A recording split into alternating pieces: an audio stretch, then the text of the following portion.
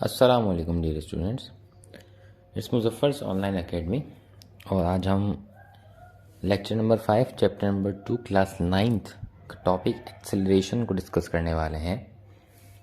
जैसा कि dear students हमने प्रीवियस लेक्चर में डिस्कस किया था कि वेलोसिटी इज़ व्हाट। वेलोसिटी हमारे पास होती है कि अगर किसी ऑब्जेक्ट की डिस्प्लेसमेंट में चेंज आए पर यूनिट टाइम, या हम उसको इस तरह से भी डिस्क्राइब कर सकते हैं कि how much displacement is covering by an object in how much time. So अगर कोई ऑब्जेक्ट डिस्प्लेसमेंट कवर करे और कवर करने में उसे कुछ टाइम तो लगेगा, उस डिस्प्लेसमेंट और टाइम को हम डिवाइड करके जो न्यू फिजिकल क्वांटिटी हमें मिलती है वो वेलोसिटी है। अब देखें डियर स्टूडेंट्स, इस डेफिनेशन को हम इस तरह से समझने की कोशिश करते हैं कि आपके पास एक ऑब्जेक्ट है पॉइंट ए पर और ये मूव करना स्टार्ट करता है पॉइंट बी की तरफ। क्लियर है? यहाँ पर इसकी वेलोसिटी 10 मीटर पर सेकंड, ठीक है। यहाँ इस पॉइंट के ऊपर इसकी velocity 20 metre per second increase हो रही है, यहाँ इसकी 30 metre per second and so on. अब इसकी वेलोसिटी जब चेंज हो रही थी तो चेंज होने में इसे कुछ टाइम लग रहा होगा, इस तरह से टाइम टी, यहाँ से भी चेंज होने में टाइम टी लगा होगा। तो एक्सीलरेशन इज व्हाट कि आपकी ऑब्जेक्ट की जो स्पीड है या मैग्नीट्यूड ऑफ स्पीड है कितना चेंज होता है कितने टाइम में, this is known as acceleration. तो हम इसको बोलते हैं the rate of change in velocity per unit time. मतलब आपकी जो वेलोसिटी है वो किस रेट के साथ चेंज हो रही है, कितने टाइम के साथ चेंज हो रही है, ये एक्सीलरेशन कहलाता है। इसका अगर हम फार्मूले को डिस्कस करते हैं तो उसका फॉर्मूला हमारे पास होता है, इसका फॉर्मूला हमारे पास है acceleration arrow, because acceleration is a vector quantity. Sir why is acceleration is vector quantity? Because in this topic we discuss about the velocity. मतलब हम इस टॉपिक के अंदर वेलोसिटी की चेंज होने की बात करते हैं, तो वेलोसिटी भी हमारे पास वेक्टर क्वांटिटी है, सो इसलिए एक्सेलरेशन भी वेक्टर क्वांटिटी आता है। Acceleration is equal to del we divided by del t. Clear है? डेल का मतलब होता है चेंज इन, जैसा मैंने आपको बताया था final minus initial. So acceleration का जो फॉर्मूला हमारे पास बनता है वो v f minus v i divided by t. अच्छा, टाइम आपके पास स्केलर क्वांटिटी है, सो इसीलिए मैंने यहाँ पर इसके साथ चेंज नहीं लगाया, क्योंकि चेंज हमेशा वेक्टर क्वांटिटीज के अंदर आता है, स्केलर के अंदर नहीं आता। अगर हम इसकी यूनिट की बात करते हैं, इसका यूनिट भी बहुत इजी है कि हम ड्राइव कर सकते हैं। एक्सेलरेशन का जो फॉर्मूला है हमारे पास, A is equal to del we divided by T. Clear है? अच्छा जी स्टूडेंट्स, वेलोसिटी का यूनिट आपको पता है क्या होता है, मीटर पर सेकंड, और टाइम का आपको पता है क्या होता है, t is equal to second. ठीक है। Acceleration is equal to metre per second multiply time को हम आगे करके लिखें तो 1 डिवाइडेड बाय सेकंड। तो ये हमारे पास सेकंड से सेकंड मल्टीप्लाई होगा, क्या बनता है, मीटर पर सेकंड स्क्वायर। ठीक है। सो एक्सेलरेशन का हमारे पास जो यूनिट आया वो आया मीटर पर सेकंड स्क्वायर। अगर हम इसकी डायमेंशन की बात करते हैं डियर स्टूडेंट्स, सो डायमेंशन हमारे पास क्या है,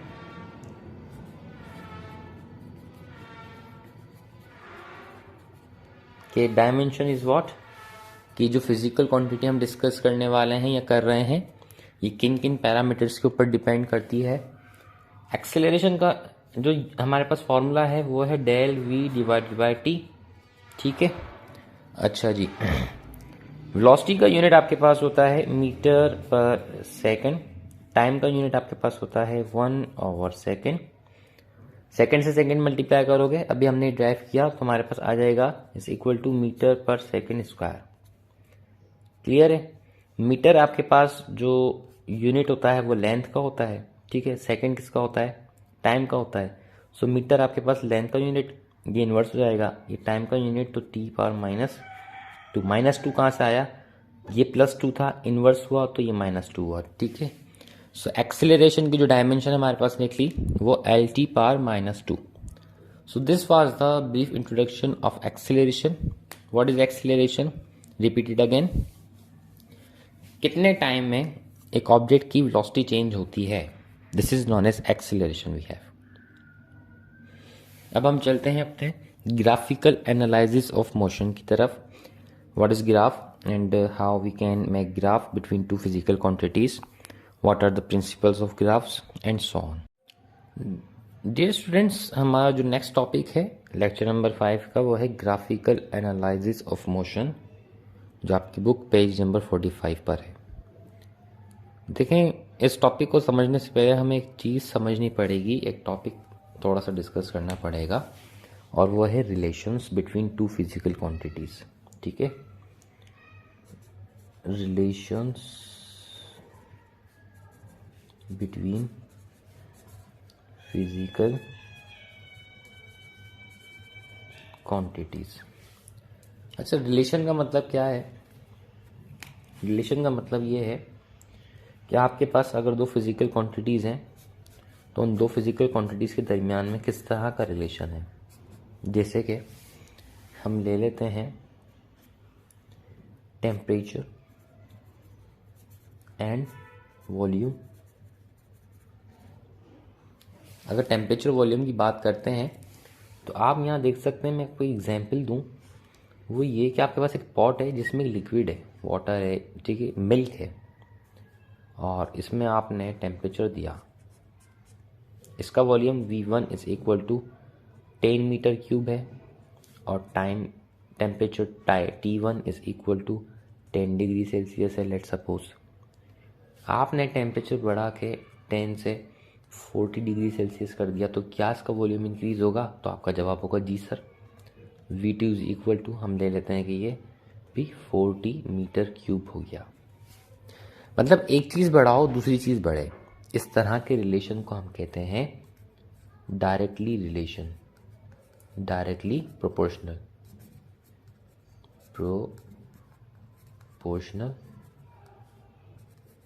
क्लियर है? अब हम ले लेते हैं रिलेशन स्पीड और टाइम का। स्पीड और टाइम, ठीक है। सो डियर स्टूडेंट्स, स्पीड और टाइम का जब हम रिलेशन लेते हैं तो फर्ज करें कि आपके पास मैं एक चार्ट बना लेता हूँ। यहाँ आपके पास स्पीड और ये आपके पास टाइम। एक कार है जिसकी स्पीड हमारे पास 40, जिसने फर्ज करो कि ये पॉइंट से लेकर ये पॉइंट कवर करना है, जिसकी इसकी जो स्पीड थी वो 40 मीटर पर सेकंड थी, ठीक है, और टाइम इसका हम सेकंड में मेजर करेंगे।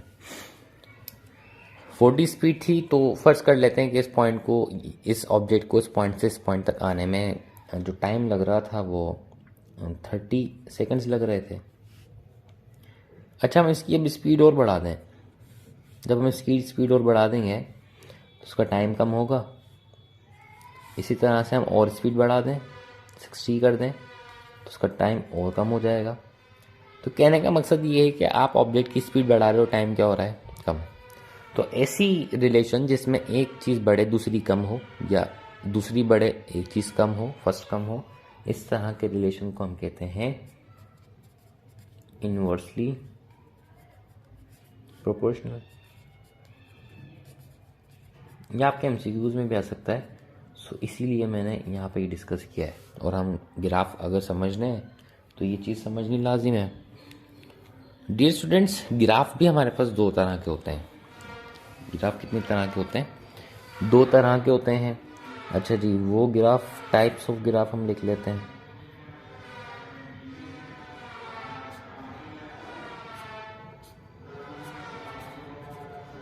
Types of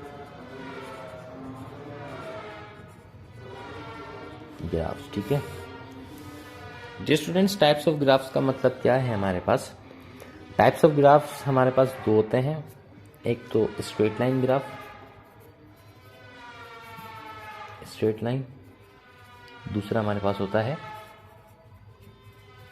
curved line graph, ठीक है। एक स्ट्रेट लाइन ग्राफ होता है, दूसरा कर्व लाइन ग्राफ होता है। स्ट्रेट लाइन ग्राफ हमेशा बनता है उन फिजिकल क्वांटिटीज के दरमियान में जो कि डायरेक्टली रिलेशन में होती हैं, जैसे कि टेम्परेचर और वॉल्यूम है। और कर्व लाइन हमेशा उन फिजिकल क्वांटिटीज के दरमियान में बनता है जो कि इनवर्सली रिलेशन में होती हैं। क्लियर है यहाँ तक? अब हम आगे चलते हैं, ठीक है। डियर स्टूडेंट्स, अगर हम टेम्परेचर वॉल्यूम की बात करते हैं तो ग्राफ हमेशा आपका बनाया जाता है दो एक्सिस के ऊपर। ये आपके पास वाई एक्सिस और ये एक्स एक्सिस कहलाती है। इसको हम कहते हैं एक्स एक्सिस और इसको हम कहते हैं वाई एक्सिस, ठीक है। अच्छा जी, ये जो आपके पास एक्स एक्सिस है ये आपके पास हॉरिजॉन्टल एक्सिस भी कहलाती है।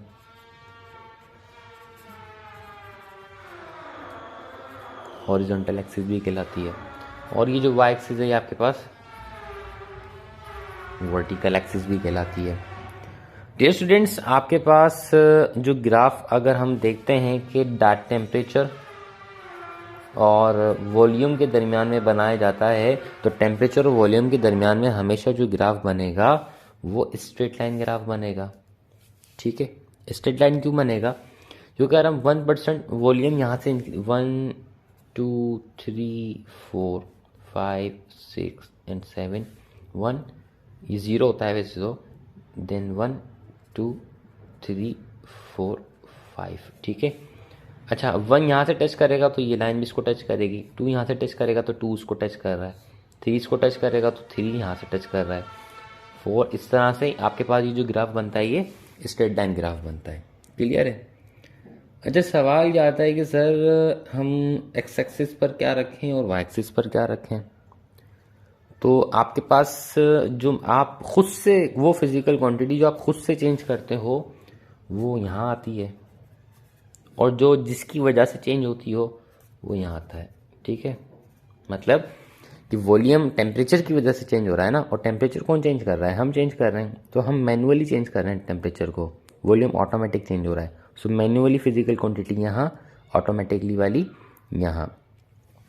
आपके पास जो ग्राफ होता है हम कह लेते हैं कि फर्स्ट, और जो सेकंड टाइप आपके पास ग्राफ की है वो है कर्व लाइन, इसको हम स्ट्रेट लाइन ग्राफ कहते हैं।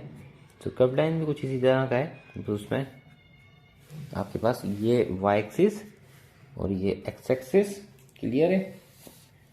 सो डियर स्टूडेंट्स, आपके पास जो ग्राफ बनता है वो कुछ इस तरह का भी बनता है कर्व, ठीक है।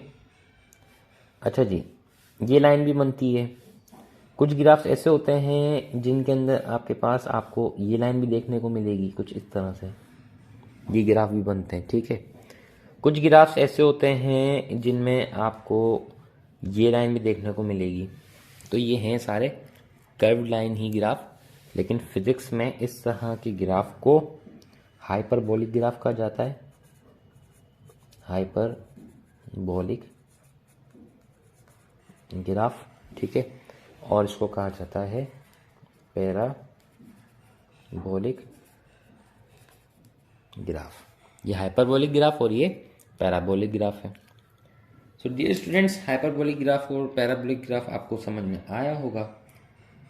अच्छा, स्पीड और टाइम का अगर हम ग्राफ बनाएं तो वो कौन सा बनेगा सर? वो हमारे पास कर्व लाइन ही बनेगा, वो हाइपरबोलिक ग्राफ बनेगा स्पीड और टाइम का। क्लियर है? आपकी बुक में एक और अल्फाज दिया हुआ है पेज नंबर 45 पर ही, जिसको हम कहते हैं ग्रेडियंट। क्या कहते हैं? ग्रेडियंट कहते हैं। What is mean by gradient? आइए इसको हम देख लेते हैं। फर्ज कर लेते हैं कि आपको एक ग्राफ दिया गया है और वो ग्राफ जो बनाया गया है वो बनाया गया है डिस्प्लेसमेंट टाइम ग्राफ, ठीक है। सो यहाँ पर डिस्प्लेसमेंट रखी गई है, तो यहाँ पर आपके पास टाइम रखा गया है। डिस्प्लेसमेंट की बात कर रहा हूँ मैं, डिस्टेंस की नहीं कर रहा हूँ। सो इसलिए ज़रा ध्यान में रखिएगा सेकंड्स में। This is known as 0, then 1 2 3 4 5 and 6, 1 2 3 4 5 and so on. ठीक है, डिस्टेंस टाइम के दरमियान में जो ग्राफ आपका बना, हम ले लेते हैं कि वो स्ट्रेट लाइन ग्राफ बना। ठीक है, अब आपने कहा कि सर इस पॉइंट के ऊपर फर्ज करें कि ये 3 और ये 2। ठीक है, अब ये जो पॉइंट आ रहा है ये 3 और 2 को डिवाइड कर रहा है, ऐसा ही हो रहा है ना। हमसे ये बोला गया कि आपने इस ग्राफ में इस पॉइंट को आपस में डिवाइड करना है। सो डियर स्टूडेंट्स, जब हम इस पॉइंट को डिवाइड करेंगे 3 और 2 को, 3 डिवाइड बाई 2, तो हमें मिलेगा 1.5। ठीक है, अच्छा ये जो 1.5 होगा ना ग्राफ में, इस आंसर को कहा जाता है ग्रेडियंट। ये 1.5 है क्या, हमारे पास वेलोसिटी है, क्योंकि डिस्प्लेसमेंट टाइम को हम डिवाइड करते हैं तो हमें क्या मिलती है, वेलोसिटी मिलती है। सो इसीलिए यहाँ पे हमारे यूनिट लिखेंगे metre per second, 1.5 metre per second. इसका मतलब ये है कि आपका जो ऑब्जेक्ट था, उस ऑब्जेक्ट की इस पॉइंट पर जो स्पीड या वेलोसिटी थी वो 1.5 मीटर पर सेकंड थी। क्लियर है, this is known as gradient. The division of two physical quantities give us a new physical quantity, इसको हम ग्रेडियंट भी कहते हैं। आप अच्छा, ये क्वेश्चंस किस तरह से आ सकते हैं आपके पास, आइए मैं वो एमसीक्यूज आपको कुछ बताता चलूं। आपसे डियर स्टूडेंट्स क्वेश्चन किया जा सकता है, gradient of displacement and time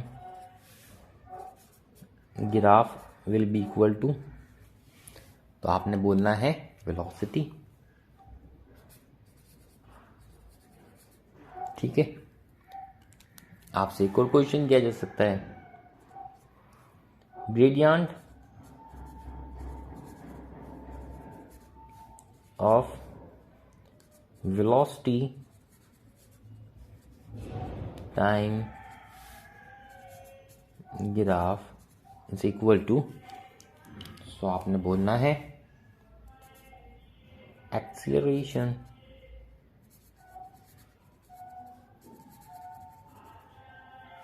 clear है, वो आपके पास वेलोसिटी और ये आपके पास एक्सीलरेशन है। सो डियर स्टूडेंट्स, मैं उम्मीद करता हूं आपको यहां तक समझ में आया होगा।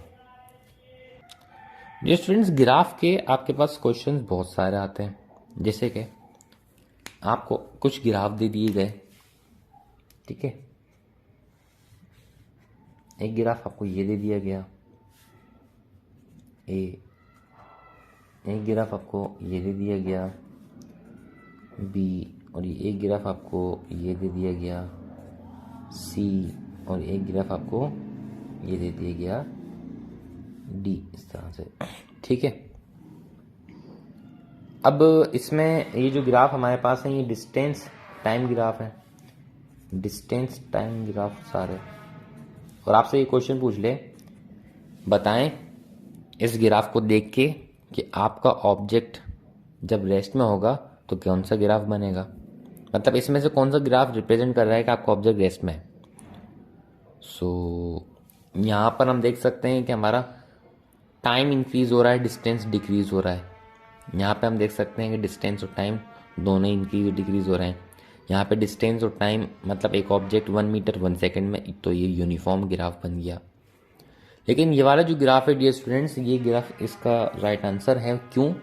क्योंकि यहाँ पर अब डिस्टेंस इंक्रीज नहीं हो रहा है, बल्कि डिस्टेंस एक जगह पर आके स्टॉप हो गया है ऑब्जेक्ट का, बल्कि टाइम इंक्रीज हो रहा है। आप देखें, सो ये जो एक्सिस इंक्रीज हो रही है ये टाइम की हो रही है, डिस्टेंस की नहीं हो रही। अगर कोई ऑब्जेक्ट डिस्टेंस कवर नहीं कर रहा, इसका मतलब वो रेस्ट में है। ठीक है, सो इट्स मीन्स कि this is the right answer. Question is what, question क्या था कि बताएं आपका ऑब्जेक्ट, बताएं कि इस ग्राफ में से कौन सा ग्राफ आपके ऑब्जेक्ट को रेस्ट वाली कंडीशन या पोजीशन में रिप्रेजेंट कर सकता है। क्लियर है? और अगर आपसे ये पूछ लें कि बताएं कि इसमें से कौन सा ग्राफ है जो आपके ऑब्जेक्ट की स्पीड यूनिफॉर्म शो कर सकता है, तो ये है। इसका मतलब सर ये क्यों है, क्या इसका रीज़न है क्योंकि देखें यहाँ पर equal distance in equal interval of time में कवर हो रहा है, so this is known as uniform speed. ठीक है, अगर एक ऑब्जेक्ट 1 मीटर में 1 सेकेंड, 2 मीटर में 2 सेकेंड में 2 मीटर, अगले 3 सेकेंड में 3 मीटर, अगले 4 सेकेंड में 4 मीटर कवर कर ले, so this is known as, हम कहते हैं कि ये हमारे पास यूनिफॉर्म वेलोसिटी है, ये यूनिफॉर्म ग्राफ है। इंशाल्लाह we will meet in our next lecture. उम्मीद करता हूँ आपको ये समझ में आया होगा। अल्लाह हाफिज़, टेक केयर ऑफ़ योरसेल्फ।